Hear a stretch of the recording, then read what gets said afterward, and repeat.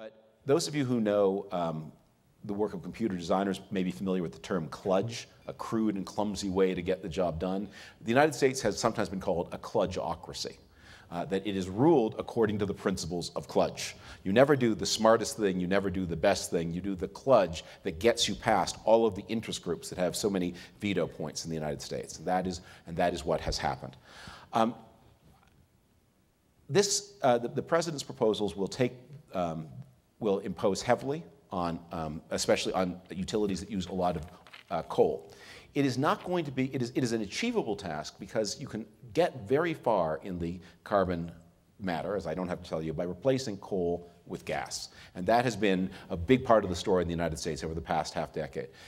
In 2005, the United States produced about half its electricity by burning coal. And today, the United States produces only about a third, a little more.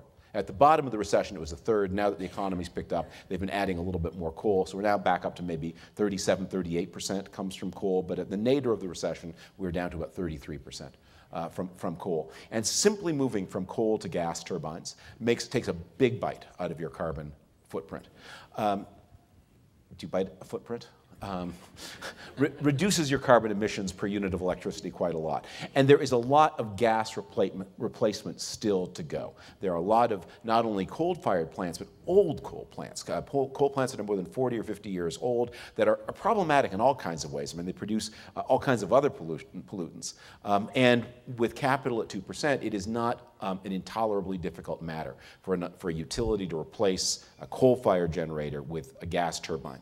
It's the next step after that that gets difficult. Because if those who take seriously the carbon emission issue, those who think that it is driving global warming, man-made global warming, will say the president took a baby step. They may congratulate the president for what he did, but if you take this problem in the light that the environmentalists take it, that what the president's promised to do is only just the beginning.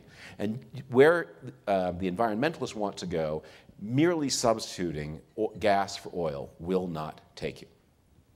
Why is this problem so difficult, and why is there so much partisan uproar about it in the United States?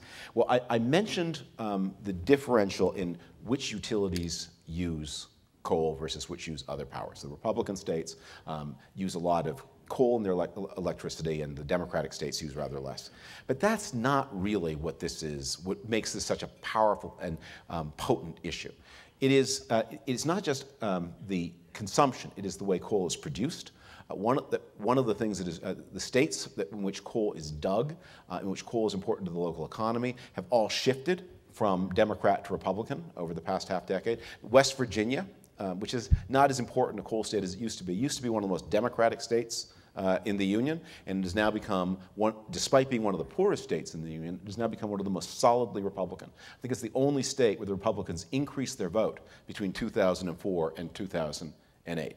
But 2008, of course, was a Republican catastrophe. States like Kentucky, where there's a lot of coal mining, have also become more Republican.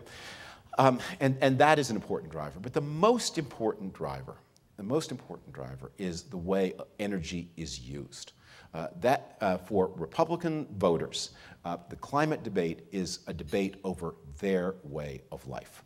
It is a very striking thing when you look at American emissions to realize how much more electricity Americans use than anybody else in any other developed country.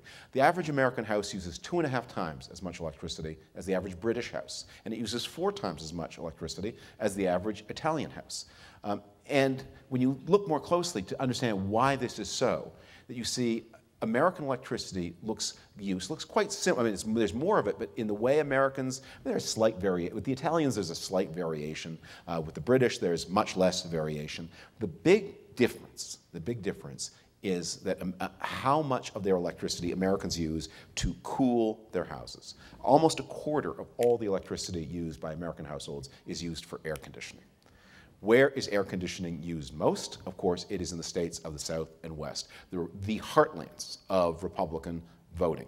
Arizona, South Carolina, Florida, and the parts of California where the Republicans do best are the hottest parts. San Francisco, where you have the sea breezes, does not vote Republican, but Bakersfield, California, in the Inland Valley, that is Republican territory.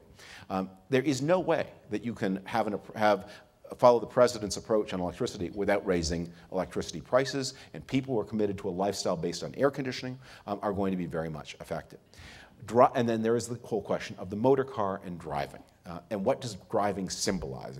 And how responsive are you to the increase in the price per tank? How many miles a day do you drive to get from home to work, to get the kids to school? And the Republican states are the states, and the Republican areas within states are the states where there's the most driving.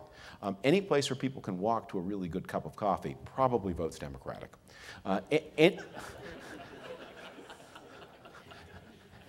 Any place where you can't probably votes Republican. And people are now embedded in those decisions. They have an enormous amount of their personal wealth, but not just their wealth, also their identity.